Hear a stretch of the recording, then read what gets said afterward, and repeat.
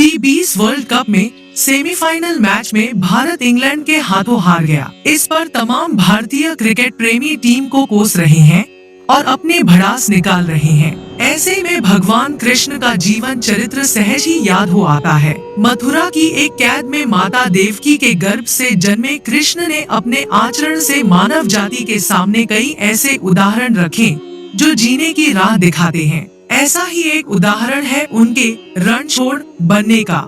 जी हाँ, एक बार कृष्ण भी युद्ध को बीच में ही छोड़कर मैदान से भाग गए थे, फिर भी शत्रु का वध हुआ और हजारों निर्दोष नागरिकों की सुरक्षा हुई। यह है कृष्ण के रणछोड़ बनने की कहानी। भगवान श्री कृष्ण का जन्म कंस का वध कर समस्त पृथ्वी लोक को उसके अत्याचारों से मुक्त कराने हेतु हुआ था। किशोरावस्था में ही वह गोकुल से मथुरा आ गए तथा दुष्ट कंस का वध किया। कंस की मृत्यु से दुखी उसके श्वशुर जरासंध ने एक विशाल सेना लेकर मथुरा पर आक्रमण कर दिया। इस आक्रमण में उसके साथ शिशुपाल और काल्यवन जैसे शक्तिशाली राजा भी शामिल थे। जल्दी ही सेना मथुरा जा पहुंची और मथुरा की राजसभा में कृष्ण तथा बलराम को सेना को सौंपने का संदेश भेजा गया। नागरिकों को बचाने के लिए कृष्ण ने रातों रात वहां से सैकड़ों किलोमीटर दूर समुद्र में एक नई नगरी द्वारिका का निर्माण करवाया। अपनी माया से उन्होंने समस्त नागरिकों, उनके पशुओं तथा संपत्ति को नींद में ही नई नगरी में पहुंचा दिया। अगले दिन सूर्योदय के समय कृष्ण तथा बलराम जरासंध की सेना के सामने जा पहुँचे और उसे लड़ने के लिए चुनौती दी। जैसे ही जरासंध और दूसरे राजाओं ने कृष्ण को मारने के लिए शस्त्र उठाए, दोनों भाई भागने लगे। उन भाइयों के पीछे जरासंध तथा काल्यवन जैसे राजा भी भागने लगे। कुछ ही देर में दोनों भाई बहुत आगे निकल गए और उनके पीछे केवल मात्र काल्यवन रह गया। उसे देवताओं ने वरदान दिया था कि उसकी हत्या किसी अस्त्र या शस्त्र से नहीं होगी।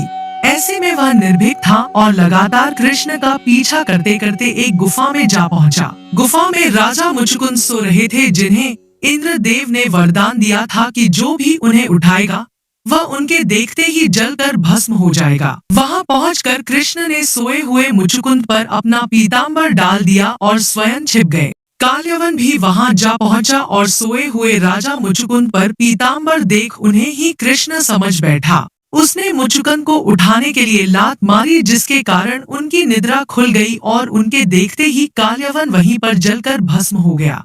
तत्पश्चात कृष्ण ने राजा मुचुकुंद को अपने चतुर्भुज स्वरूप में दर्शन दिए और उन्हें मोक्ष पाने का वरदान दिया। वहीं दूसरी ओर जरासंध और बाकी राजा पूरी तरह से खाली मथुरा देखकर वापस लौट गए। कृष्ण चाहते तो स्वयं भी काल्यवन और अन्य अधर्मी राजाओं का वध कर सकते थे, परंतु देवताओं के दिए वरदान का मान रखने के लिए ही उन्होंने काल्यवन को राजा मुचुकुंद के हाथों मरवाया। इसी तरह बाद में जरासंध का वध पांडु पुत्र भीम के हाथों करवाकर भूधरा का भार कम किया। इस कहानी के बाद कृष्ण के नाम के साथ हमेशा के लिए रणछोड़ जोड़ दिया। कृष्ण की इस कहानी से सीख मिलती है कि अनावश्यक ताकत का प्रदर्शन नहीं कर बुद्धिबल से काम लेना चाहिए। इस तरह हम अपनी शक्ति को खर्च होने से रोक सकते हैं और बड़े से बड़े संकट का भी सामना कर सकते हैं।